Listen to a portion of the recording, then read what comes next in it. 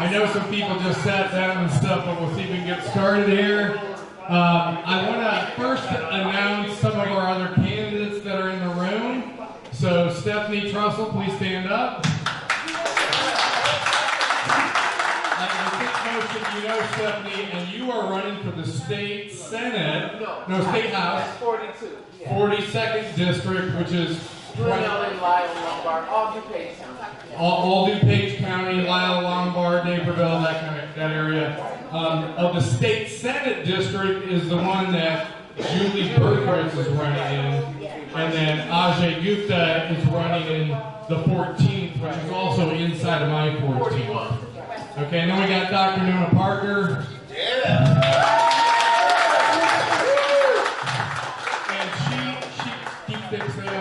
She's running in the 98th district, state rep district.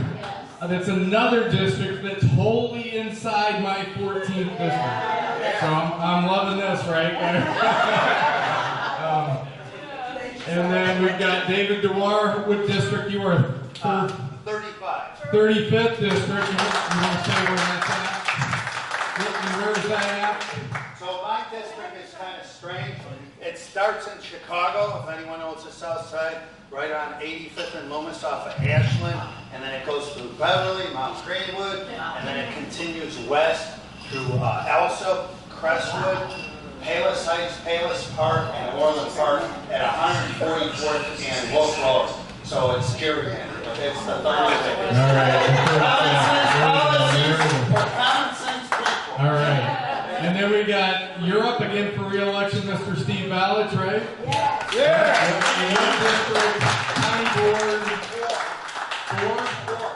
County Board 4. Is there anyone else in here that's County Board? County Board 5. County Board, yep, he just came in. County Board 5. All right.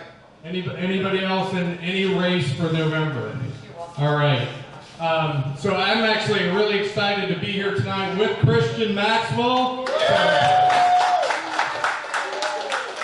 Congressional District 1. So we share a border that somewhere starts around here in Lockport, and it goes south, straight due south, past Joliet, all the way down past Elwood, and then her district wraps around the part of mine that juts down to Elwood, and comes back up on the other side. It touches Grundy County, and it's got Will County, Shanahan, and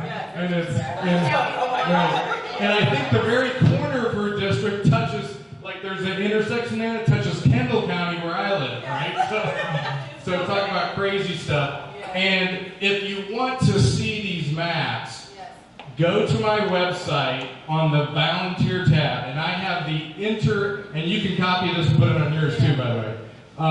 You can copy it there. There's an interactive link to the crazy Illinois congressional maps. And it's a Google map thing. It's not mine. Somebody did it professionally. And on that map, you can kind of zoom in, zoom out, see the district, see your town. It's also a very useful tool if you're trying to figure out if someone's in your district, because you can type in an address, and it'll zoom you into that address, and then it'll bring you up to the color code of whatever that district is, and if you click on it, at the bottom it'll say 1 or 14 or whatever district you're in. So I use that a lot during signature season, by the way. There are, and for those of you that are state rep and state senate, there are similar maps. I don't have those linked on my page, but they're out there. So you might want to look into that. So to me, I'm so honored to have Christian here with us tonight. And I met her somewhere during the primary, multiple different events and locations, started following her, watching her.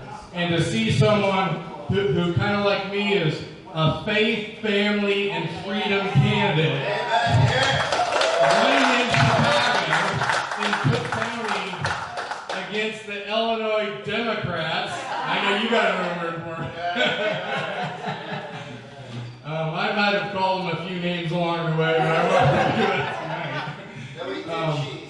But I mean, to me, that is so refreshing and exciting, and it's about putting God first, putting our faith first, then our focus as candidates is liberty and freedom, and really following and respecting the rule of law and fixing it where the Democrats have made it evil, right? So we have to get rid of the evil laws, and there's plenty of them. But the number one is I'm a defender of life, and I will always stand for life. You're not going to see me back down on that, no matter what Nurse Underwood calls me, right? So here's the other thing about Nurse Underwood, and I can't ever figure this out. How a nurse doesn't know the difference between a man and a woman. Okay? Why she doesn't know what the definition of a woman is, being one herself, I'll never know. Okay?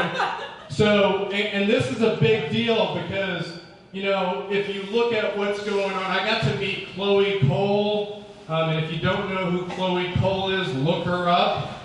She was actually in town a couple weeks back for I think it was the Illinois Right to Life Bank, which she was the keynote speaker there.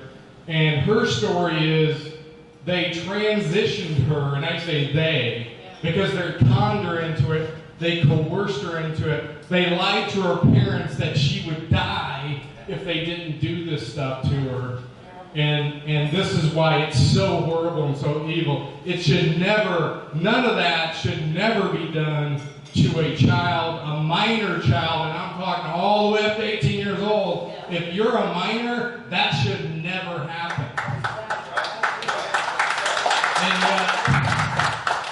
And Nurse Underwood thinks that's not only okay, but she's out there promoting it. I think that the Democrats in my district and in your district are going to agree with us that that's horribly bad and we need to stop it, right? Number two, I had the opportunity to meet Riley Gaines on one occasion, and I got to see her speak on several more occasions. In fact, she's been in Illinois twice this year, okay? And when you listen to her speak, she's a swimmer from University of Kentucky, top swimmer, the best in the country, and they find out there's this gal named Leah, right? A gal named Leah. Actually, Leah was a dude, by the way. But they didn't know anything about Leah, but Leah's running around the country breaking all these records, came out of the University of Pennsylvania, which wasn't known for swimming at all. Turns out Leah was a dude on the guys' team, and then his senior year, he decided he wanted to get some medals or some notoriety or whatever, and decided he was a woman. And when she described him, there aren't any kids in the room tonight, are there? So when she described what was going on in the locker room before and after events, and by the way, I'm a swimmer. I had the privilege and honor to swim 1 year NCAA at Purdue University. And my best time in the 100 free would probably be Riley Gaines by like 100th of a second or something. Like she tied Leah in the race that she tied him in. And I was not even close to considered the top of a good swimmer in the NCAA. And it shows you the disparity between men's and women's sports and why we have Title IX, why we have protection for our women and girls in our sports. And there was another story where Riley came in down south in Illinois. There was a YMCA that let these men, I mean, they're like 17, 18, whatever, in the locker rooms with the girl. These are kids. These are, they're minor children, right?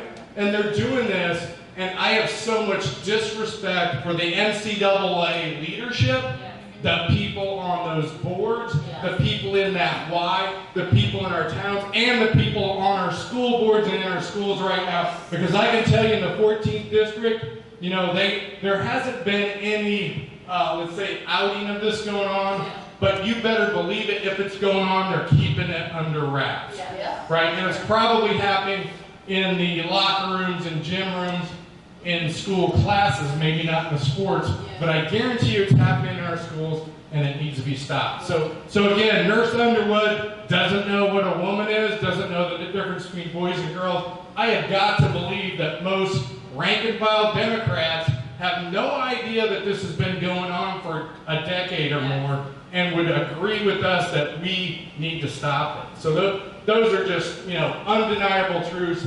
Evil what they're doing. We got to stop it. And I was lucky. So one other thing about me in swimming, I had the opportunity to found a swim team with a high school buddy. It's been running for 40 plus years, by the way. Later in life, someone found out I was a swimmer and a coach, and they invited me to coach another club, a USA Swimming Club in Midland, Michigan. And I coached for 5 years. I ran big meets, and if any of this had happened then, I would have been the one thrown in jail for tackling and stopping this nonsense they've allowed to stop, and we have got to stop it. So those to me are big issues. Faith, family, and freedom. Put God's first. Put God's law first, and then everything else will fall in line. Amen. And then we got to take care of the waste, fraud, and abuse. Yeah. So the last thing I want to talk about tonight is my opponent, misinformation, Miss Underwood, or better called Lion Lauren. Yes, I said it. I'm going to keep saying it. Lion Lauren. So she puts out something today, and I actually saw an email from last week. She puts out today that I'm going to eliminate SNAP, I'm going to eliminate Social Security, and I'm going to eliminate Medicare or Medicaid. And I'm thinking, so I'm going to cut my 91-year-old Army veteran father off from Social Security and Medicare because Lauren said I would. So when we say we're against waste, fraud, and abuse, like the Somali fraud and the Illinois fraud that is going to get uncovered, right? She turns that around on its head and says things that I've never actually said, and I actually put out in some of my marketing against her that, look, I want to protect Social Security. I actually want to modernize it. And if there's one thing I ever agreed with a national Democrat, it would be Al Gore when he said Social Security. I don't know how many remember this. When he was running for president, he said Social Security belongs in a lockbox.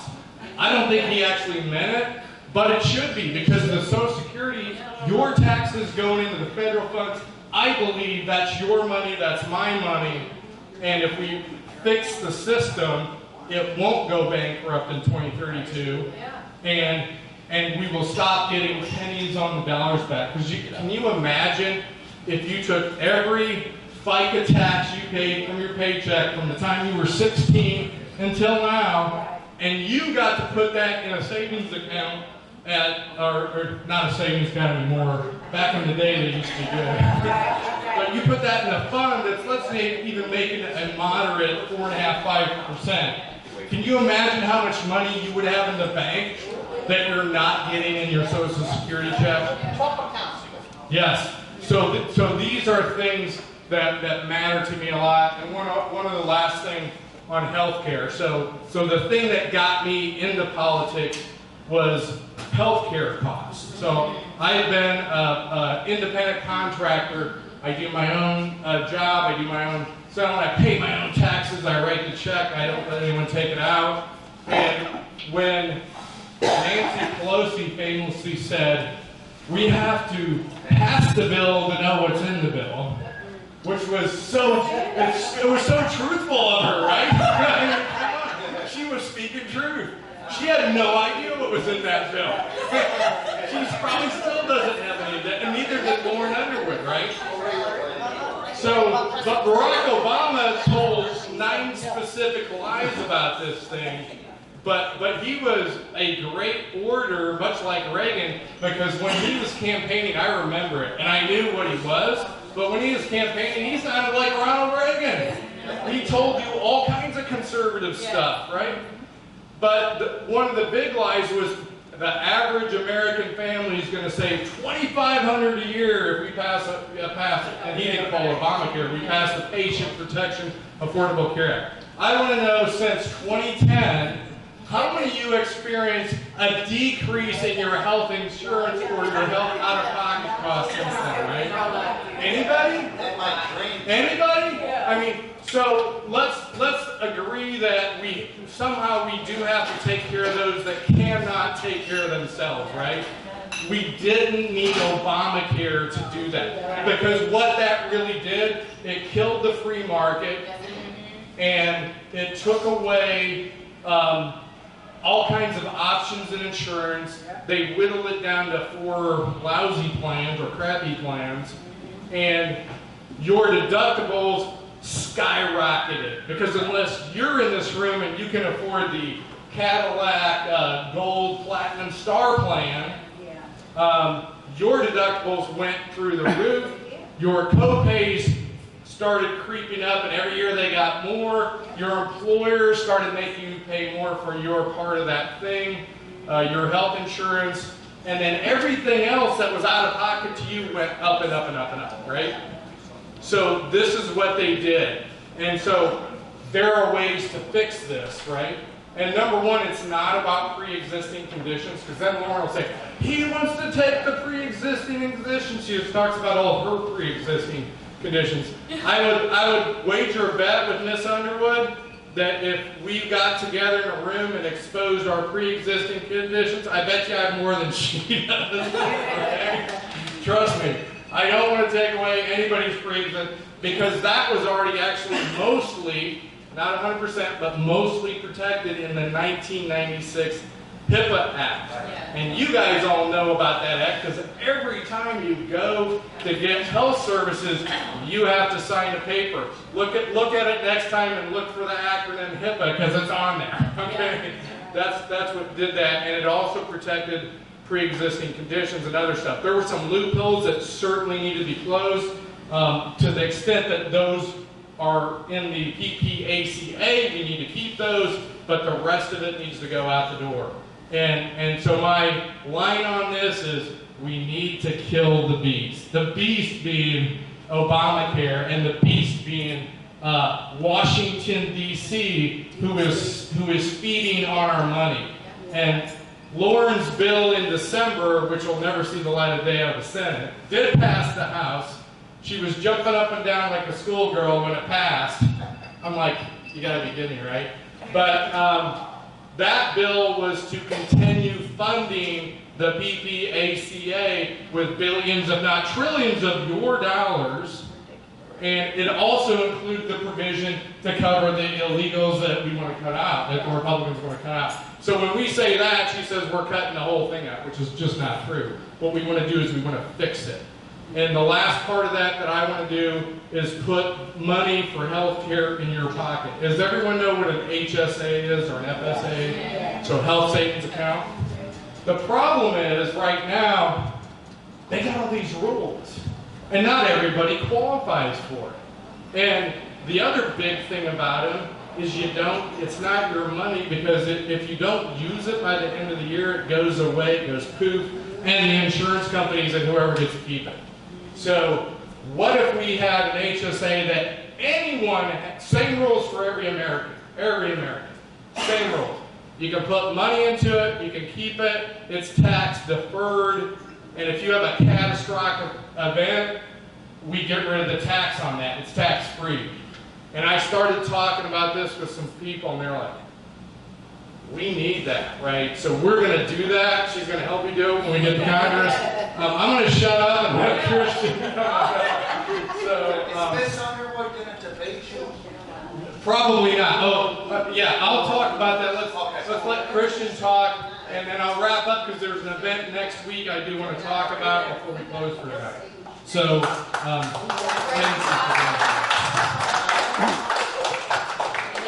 you.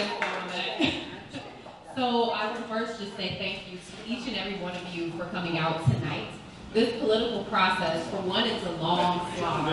For many of you, you're actually behind the scenes volunteering with many of us and supporting us to ensure that we can go the distance.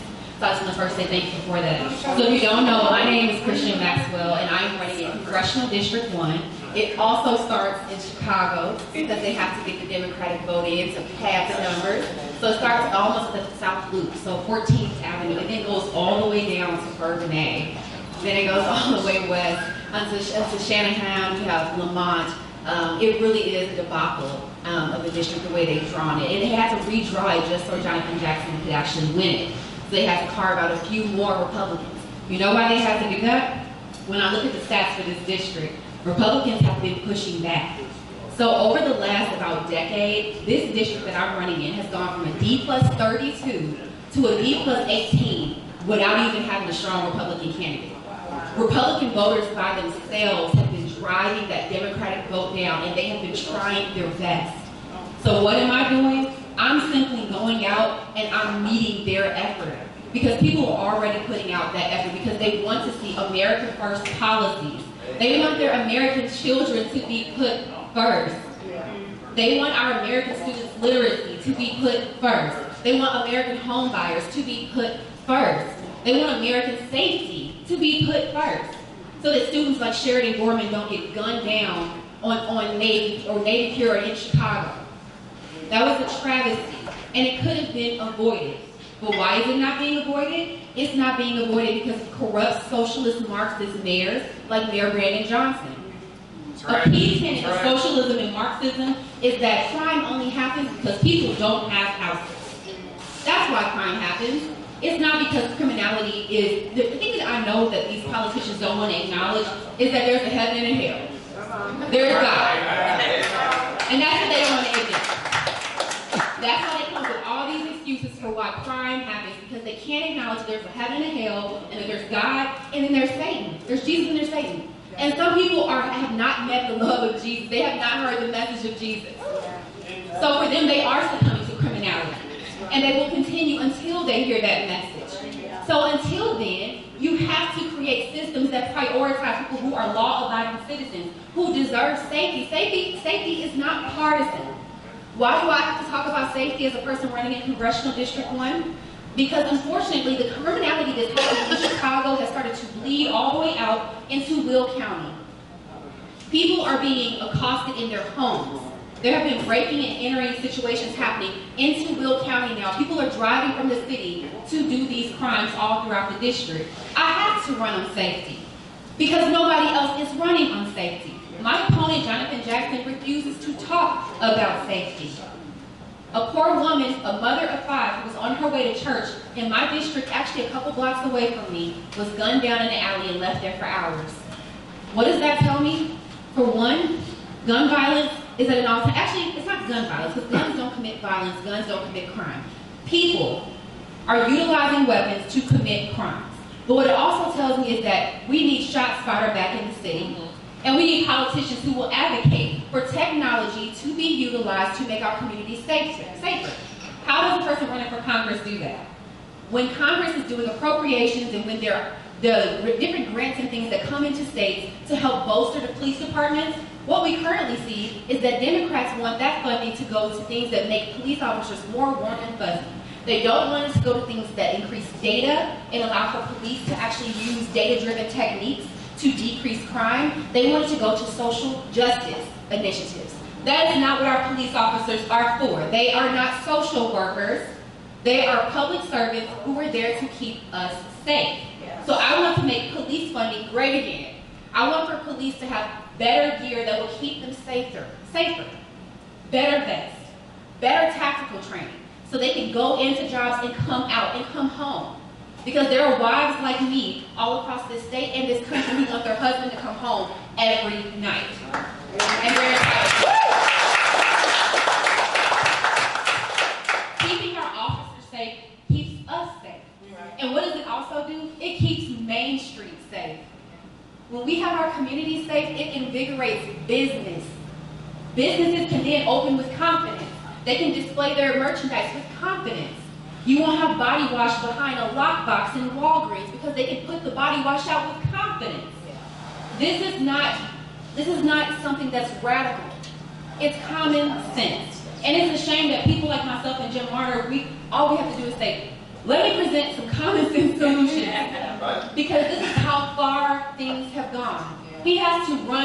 entire campaigns to remind people that men can never be women. I don't know about the men in this room, but I don't think any of you want to have uteruses. Last time I checked, it's not really something that men are interested in all of a sudden acquiring. And if you're thinking about it, I can go ahead and give you a dissertation on why you might not agree. Okay? So for all the men that apparently the Democrats spend so much time with, who are yearning for a uterus of their own, I think that we should stop. They should stop pushing this on children, because nobody in their right mind, and that's what we have to focus on. Nobody in their right mind wakes up and says, I'm in the wrong body. It doesn't mean that your mind can't be changed to be right and to be healthy. It's no different than when somebody is suffering from anorexia. They look in the mirror and they see that they are too big. We would never encourage that person to eat less, because we know that's dangerous. They could starve themselves to death, and we have to stand in the gap and say, hey, your mind is not in the right place. You're not making sound decisions. So why are we allowing Democrats to tell us that when somebody looks in the mirror and says, I shouldn't have a penis, that we say, you know what, maybe you shouldn't? That's not logical, that's not healthy, and that's not us being responsible citizens standing next to somebody who's struggling with mental illness.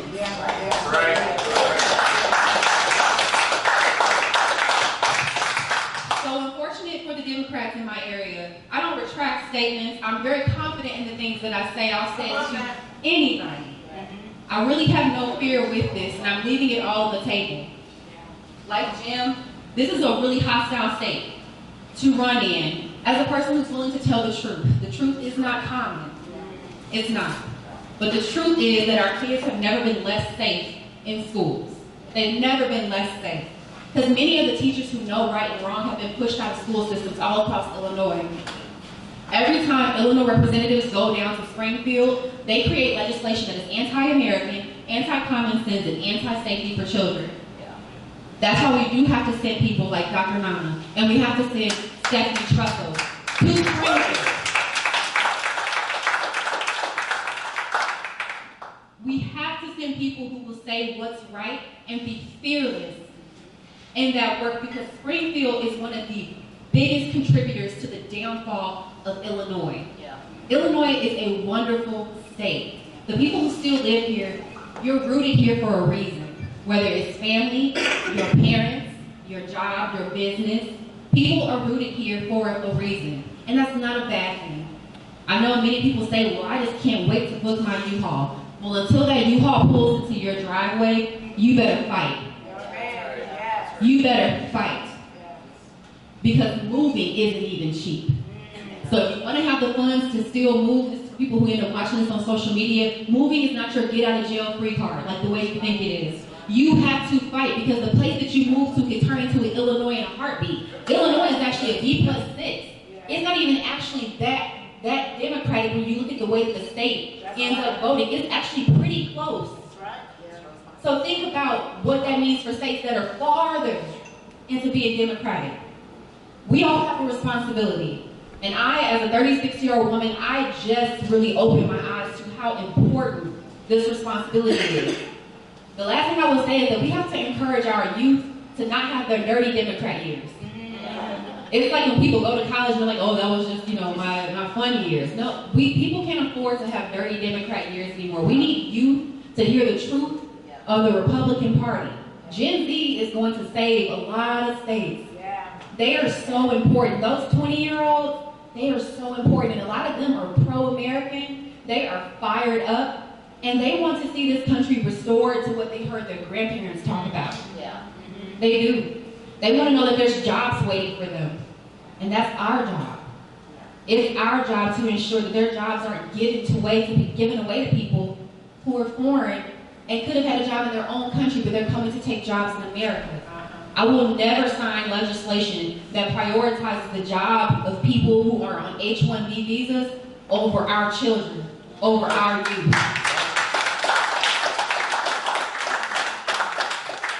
And I understand it is great to have a talent pool that has a global reach, but Americans first means Americans first. And as a mother of four, it means American children first. So like Jim said, I will also be radically against men ever pushing their way into women or little girls' spaces. I'm also radically against Sharia law and also the Islamification of America. And I thoroughly believe that you can love the person who is a Muslim and still know that Islam is a problem. That's right. Come on. This is a Christian nation, regardless of what people want to say. This is a Christian nation. It was founded by men with Christian ideals. This is rooted in that. And that will not change. We will not fall like Europe. But if we are submissive, if we don't want to say the things that are unpopular, and we're worried about losing a friend or two, we will fall. So it is our job to say what needs to be said. Americans First is a daily endeavor. It means going and voting in every election. And I'm talking to myself. Like I said, I'm only 36. I've only been eligible to vote in a couple of elections. Because I didn't know what I didn't know. I'm so glad that I'm learning every day how all these pieces of government come together to create our quality of life. It doesn't just happen. Our quality of life is constructed by people who are supposed to represent us. We are entitled to representation. And the last time I checked, the last time Americans felt they weren't represented, they pulled out some guns and they had an issue with us. So one thing I will also never vote against is the infringement of our Second Amendment. It's the only thing that ensures that we have access to our First Amendment. And if we don't allow people to infringe on our First Amendment, we should never allow them to infringe on our Second. It's not just you wanting to, people try to demonize it and say, oh, you just love guns, you don't need that. It's actually not your business what I need to have. Deciding what firearms somebody can have access to is not anyone else's business, because we don't know what situation somebody feels that they're facing where they need to gain access to different types of firearms. And the Constitution says what it says. And I'm good with it. I don't know about you.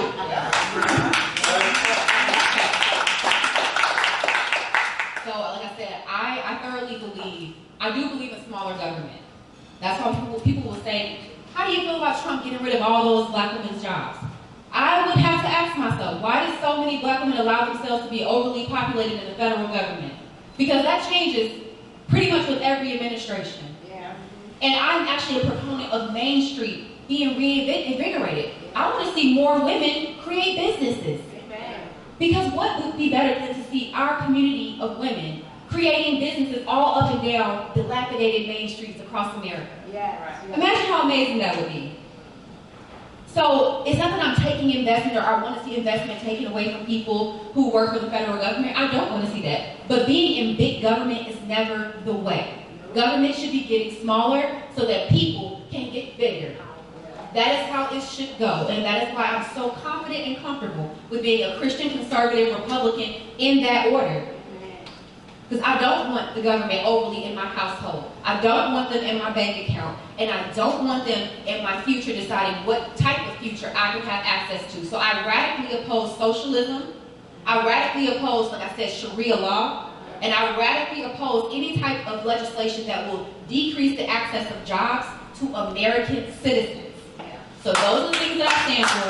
And I appreciate you all so very much.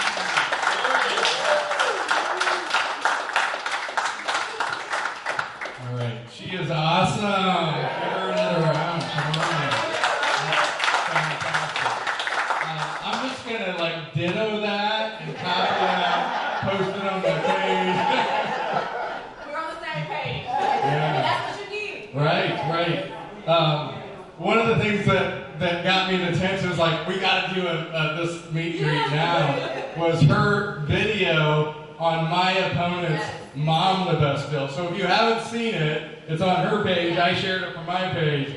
You got to watch that video. We'll do another thing together about that, because that's a big deal. Yeah. It's Lauren Underwood telling everyone that she's going to take care of moms, except none of the bills that she put down to take care of moms do that. They just give billions and trillions of dollars away. That's the short version. So the NIH is that's it. So I do want to tell everyone about an event that I have a supporter that is connected to a group called Liberty Pastors, who, by the way, are having an event next week. I think it's in Oak Brook. Oak Brook Terrace, yep. And so if anybody knows any pastors that are free during the week next week for $99, they can go stay in a nice hotel, get meals, and get some, let's say, information about being a Liberty pastor. And their spouse, too. And their spouse, right? So it's a good deal. If you're not a pastor, but you're interested in that conference, they're charging a little more, but it's like, and I think they're still taking, they might still have a few slots left. It's like $3.99 or $4.99. But again, for like 3 days at a resort for 2 people, that's a heck of a price. One of the pastors that's going to be there, one of the gentlemen that's going to be there, his name is K. Carl Smith. Anyone heard that name before? Okay, I need you to know who that is. I just learned his name myself through a supporter of mine. So he's going to be there, and the supporter of mine arranged for him to stay over 2 more days to do some events. One with me, and I think they're going to do another event somewhere where he's going to talk about, he's an author of 4 books. Anyone in here ever heard, I hope I see more hands go, ever heard of Frederick Douglass? All right. I'm in the right room. So K. Carl Smith kind of immersed himself in Frederick Douglass. He's written several books. And he, oh, by the way, Stephanie Trussell has a radio show on AM 560 at 6 p.m., right? 7 o'clock on Sunday. 7 o'clock on Sunday. And Kristen, she will be co-hosting with me this Sunday. Okay, Kristen, so we're going to be listening to that. And then I have a show that's on Saturday night at 7 o'clock as well. And we just started a couple weeks ago. And What's the time of yours? it's 7 p.m., but you can go to AM 560's link, find my show, and we interviewed Kay Carl, and Gretchen Fritz is my co-host right here. I'm so blessed that, so I told Stephanie, she's the one that taught me everything I know. I shouldn't say it that way, it might sound, she might blame me for that. But Stephanie kind of co-hosted with me when we did this a couple of years ago, and to have 2 great people who know their way in and out around radio helping you, right? So we interviewed Kay Carl 2 weeks ago on the first show we did. You can get that on podcast and listen to him. And he talks a little bit about that, but he's going to be here in person. We're going to have him at the site of the Lincoln-Douglas debate in Ottawa. And it's coming up real quick because my supporter was insistent we had to do this on August 1st. So that's a week from Saturday, right? But the whole insistence was because he was here for the conference, anyway, it's taken us some weeks to get all the T's dotted. We got the park reserved for 2.5 hours. They have a farmer's market in Ottawa in the morning. There's a band coming in after us. We got 2.5 hours. He's going to be there. And for Nona, Stephanie, Christian, any of you that want to be there, we'll give you some podium time. It'd be a good place to meet Kay Carl Smith. If you know some other candidates that you think would be interested, even if it's not in your district. The other thing is, guess who spoke in Ottawa a long time ago? Any guesses? He was mentioned already. Frederick. Well, it was the site of the Lincoln-Douglas debate. That was correct. That's a correct answer. Stephen Douglas, the little giant, Democrat. And I think this is why the Democrats don't want to come out and debate any of us there, because they know it's the site of a big loss for Democrats. That's how the Lincoln-Douglas debates. And that was the site of the very first one. And so Kay Carl Smith's going to be there. His 4th book, which I'm reading now, covers 2 contemporaries which is Frederick Douglass and Karl Marx. Okay? And Karl Marx and Frederick Douglass were born in the same year. They lived in the same times. One was kind of like a modern day Democrat who didn't have a job and lived at mommy and daddy's house or something like that. And the other one was born a slave, became a free man, and advised 5 presidents, including Abraham Lincoln. And that man spoke in Ottawa as well. He also spoke in Aurora and Joliet and a few other places in Illinois, and all those are in my district, by the way. So anyway, I wanted to invite you all to that event. If you can't make it, help us get the word out. What time? It's 12:30 Saturday, August 1st, to about 3 o'clock. So we got 2.5 hours. And we'll bring my PA system. We'll figure out, maybe we get a platform there, I don't know. But it's going to be in that park. Pray for good weather for us. So at any rate, that's kind of the big announcement of something upcoming. Wanted to invite you all to it. I'll alert you to who K. Carl Smith is. Brilliant guy. I'm just getting to know who he is and find out about him. I got to talk to him and interview him. I haven't met him in person yet. Looking forward to that. And then we're gonna have some books there at a significant discount that you'd have a chance to buy them and sign them too. I think they're going to try to do a book event somewhere else in Illinois on Friday. That may end up either, who knows where it's going to end up, but I'll get that information out to you guys. So we also have the chairman of the Will County Republicans here. So, thank you, Hillary, for coming. And I think with that, how are we doing time-wise? 30. So we got 30 left, so feel free to hang out if you want. I'm so thankful for everyone coming here. Support Christian, support myself, support Nona, support Dr. Nona Parker, support Stephanie Trussell, support Steve, support